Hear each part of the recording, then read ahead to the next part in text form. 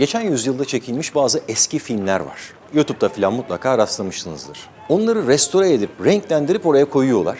Dünyanın dört bir tarafında çekilmiş bu eski görüntüler. O zamanki insanların yaşamından kesitler sunuyor bize. Peki bu görüntülere baktığınızda dikkatinizi çeken bir şey oluyor mu? Şimdi biraz daha dikkatli bakın. İnsanların giyimine, kuşamına bir bakın. Ben bu görüntüleri izlerken aklıma ister istemez şu soru geliyor. Ya bu insanlar neden daha şık, neden daha havalı görünüyorlar? Şu giydikleri takım elbiselere, uzun ceketlere bir bakın. Adeta İtalyan mafyası konulu bir filmden kopmuş gibi. O kadar ciddi ve o kadar güçlü duruyorlar ki insanın şapka çıkartası geliyor. Ya da takması. Peki ne değişti? Madem bu kadar hayranlıkla baktığımız, beğendiğimiz bir stildi, neden kaybolmaya yüz tuttu?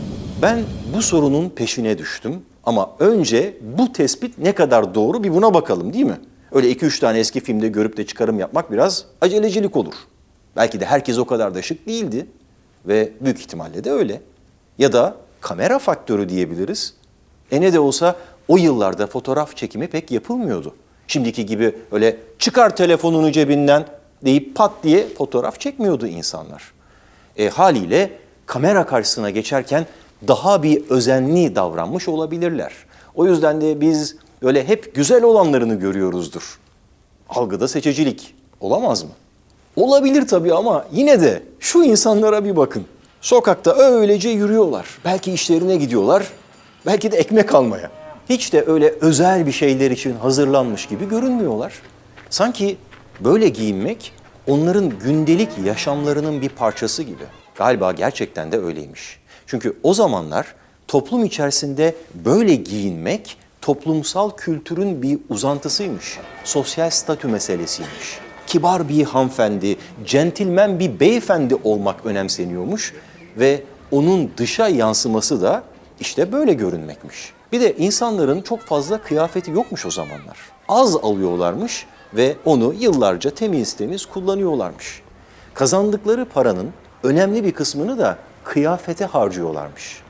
Bu grafikte de görebileceğiniz gibi yıllar içerisinde bütçemizden giyim kuşama ayırdığımız harcama kalemleri giderek azaldı. Daha konforlu, daha pratik şeyleri tercih etmeye başladık. Tişört gibi. Eskidi mi? At, yenisini ucuza al. Tüketim toplumu olduk. Bu hiç sürdürülebilir değil. Peki ne oldu da hala o eski insanların tarzlarını şık bulmamıza rağmen böyle bir geçiş yaşandı? Bunun elbette pek çok nedeni var ama bu sebeplerden öyle biri var ki eminim çoğunuzun aklına gelmemiştir. Hikayemiz 1700'lerde başlıyor. İspanya kralı 2 erkek 4 dişi koyunu Hollandalı bir kaşife hediye ediyor. Sonra bu 6 koyun Güney Afrika'ya taşınıyor. Orada zaman içerisinde sayıları 26'ya ulaştığında bu kaşif hayatını kaybediyor. Onun eşi de sürüyle ilgilendiği için koyunları Avustralya'da İngiliz bir göçmene satıyor. Yani koyunlar adeta bir dünya turu yapıyor. Ve işte biz bu havalı görünen giyim tarzını o dünya turu yapan koyunlara borçluyduk. Borçluyduk çünkü aynı zamanda bu giyimin yok olmasında da yine o koyunlar rol oynuyor. Neden biliyor musunuz? Her şey kumaşla ilgili. Kumaşlar metrekare başına kaç gram olduklarına göre ölçülüp ağırlıklarına göre sınıflandırılıyor. Bugünlerde 135 GSM ve altı ekstra hafif, 135-200 GSM arası hafif, 200-270 GSM arası orta, 270-340 GSM arası ağır ve 340-400 GSM arası da ekstra ağır olarak sınıflandırılıyor. Daha doğrusu artık böyle bir sınıflandırma görüyoruz. Eğer geleneksel terzilik zamanlarına dönecek olsaydık, o ekstra ağır limitli olan 400 GSM en hafif değer kabul edilirdi. 470 civarı orta, 530 ve üstü de ağır sınıfına giriyordu. İşte gözümüze farklı gelen o havalı görüntünün sebebi burada yatıyor. Kullanılan kumaşın ağırlığında. Fakat sadece bu da değil. Şöyle bir geri dönüp bakacak olursanız ceketlerin daha bir kalın, böyle daha bir sert durduğu şimdi daha da çok dikkatinizi çekecektir. Burada esas mesele kumaşın kalınlığından ziyade ağırlığı.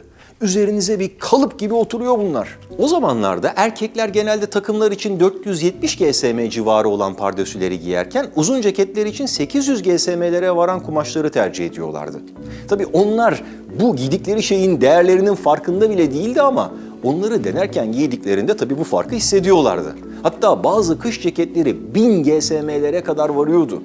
Günümüzde ortalama bir kış ceketi için bu değer 300 GSM civarlarında. Eskisine göre çok daha hafif, evet tabii bu yüzden de rahat. Peki bu stilden sadece bunun için mi? Yani rahatlığından ötürü mü vazgeçtik? Bir kıyafetin önümüze gelmeden önce 4 önemli basamağı var. Hayvandan yün hasadı, bu yünün ipliklere dönüştürülmesi, sonra bu ipliklerden kumaş üretimi ve kumaştan da kıyafet üretimi. Yani terzilik. İşte o İngiliz göçmenin eline geçen koyunlar Avustralya'yı bu işin birinci basamağı olan yün üretiminde multimilyarder bir sektör konumuna getirdi. Fakat Avustralya ürettiği bu yünü kendisi işlemiyordu. Genelde İngiltere'ye, Yorkshire'a gönderiyordu. Bu yünler Huddersfield'da ipliklere dönüştürülerek makaralara sarılıyor. Bu adımda da bir ölçü var. Bir yünden kaç makara iplik çıktı? Ne kadar çok makara çıkıyorsa fiberler o kadar ince oluyor ve daha yumuşak hissediliyor. İşte uzunca bir süre 60 makara çıkaran yünler piyasanın en iyi yünleri olarak görülüyordu. Onlara bu yüzden 60'lar dendi. 1960'lı yıllardan ötürü değil, 60 makara çıkardığı için. O zamanlar çiftçilerin büyük bir hedefi vardı. Makara sayısını arttırmak. Koyunları bile buna göre çiftleştirmeye başladılar. Ve başarılı da oldular. Bu sayede 70'ler ve 80'ler doğdu. Fakat onların hedefi çok daha büyüktü. Yüzleri görmek. Ve en nihayetinde bu 1960'da 2 şirket tarafından başarıldı. Tabii ki 2 İngiliz şirketi tarafından. Yünler de hep oralarda işlendiği için böyle bir atılımın oradan gelmesi normal. Tabii ki bu olay, yani yüzlerin elde edilmesi tekstil sektörü için tarihi bir andı. Dünyanın pek çok yerinde satışlar patladı. Özellikle de Japonya ve İtalya'da. İtalya mı? Acaba İtalyan mafya filmlerinde gördüğümüz ceketlerle bunun bir ilgisi olabilir mi? Her neyse. Bu yüzlere tabii ki çok özel bir isim verildi. Çok yaratıcı bir şekilde onlara süper yüzler dendi. Bu sayede özellikle İtalyan markaları çok daha hafif, çok daha yumuşak, çok daha ipeksi kumaşlar üretmeye başladı. Öte yandan teknolojinin gelişmesiyle birlikte merkezi ısıtma sistemleri de yaygınlaştı ve insanların böyle içerilerde, iç ortamlarda çok kalın giyinme gereksinimleri de azalmaya başladı. Ve bu nedenle bir anda bu hafif kumaşlara olan talep yükseldi. İşte aslında gözümüze güzel görünmesine neden olan o detaylardan biri tam olarak burada yok olmaya başlıyor. Üst üste giyinme, yani katmanlı giyinme tarzı. Normalde üzerinize tek bir şey geçirdiğinizde, giydiğinizde ne kadar iyi olursa olsun göze o kadar da estetik görünmeyebiliyor. Fakat böyle üstüne bir gömlek, onun üstüne böyle bir ceket attığınız zaman bir anda daha şık olarak algılanmaya başlıyor. Hatta tam olarak bu yüzden işin uzmanları, modacılar, ceketlerin önünün daima açık olması gerektiğini de savunuyor. Ya da en azından böyle tek bir düğmenin iliklenmesi gerektiğini. İç katmanlar görünsün diye. Ben yine de böyle tercih ediyorum. İşte merkezi ısıtmaların gelişmesi bu katmanlı giyinmeyi de ortadan kaldırınca daha az şık görünmeye başladık. Geçir tişörtü üstüne, aç kamerayı, YouTuber ol. Fakat bir sorun daha var. Bu hafif kumaşlarla yapılan kıyafetler vücuda diğerleri kadar iyi oturmuyor. Bir şunun oturuşuna bakın, bir de bunun oturuşuna. Hafif kumaşlar en ufak kusurları bile kolayca gösteriyor. Hemen omzun bir tarafına doğru sarkıp dengesiz bir görüntü oluşturabiliyor. Öte yandan ağır bir kıyafet öyle kolay kolay sarkmıyor. Ya da hafif kumaşlar burada Trump'ın giydiği kumaşta olduğu gibi kırışıklar bırakmaya daha eğilimli. Ama mesela bir keten takım elbisede bunu görmüyoruz. Çünkü onlar kırışıp keskin çizgiler oluşturmak yerine daha ziyade bükülerek katlanıyor. İlla ki böyle mi olmak zorunda? Tabii ki değil.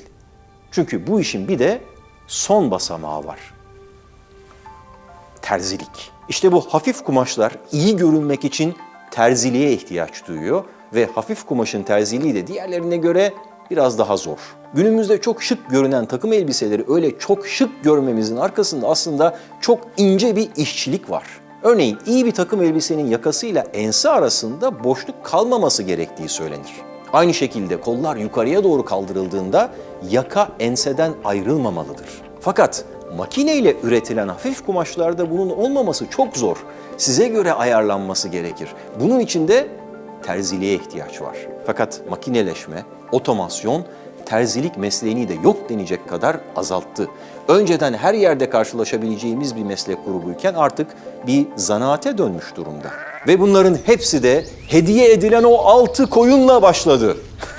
Şaka bir yana, günah koyunu yapmayalım şimdi bunları. Çok tatlı hayvanlar.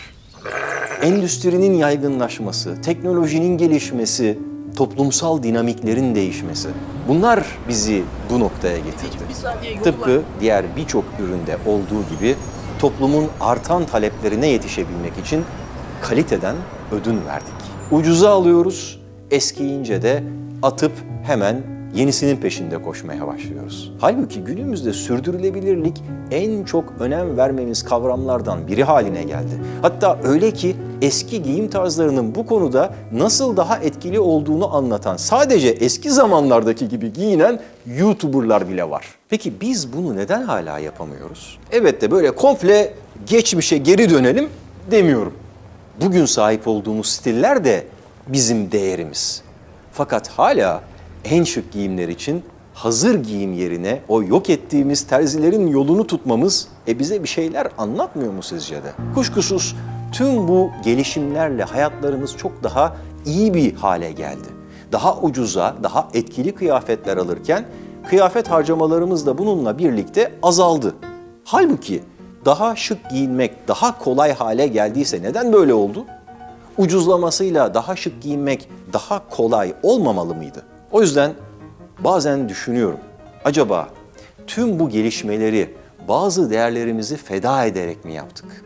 Bu hızlı tüketim çağında geçmişin zarafetini ve özenini ararken belki de modern dünyanın getirdiği hızlı yaşam tarzıyla estetik ve tarzın geri planda kaldığı bir noktaya ulaştık ve korkarım ki kıyafetler bu değişimin sadece dış yüzü. Acaba içimizde neleri feda ediyoruz?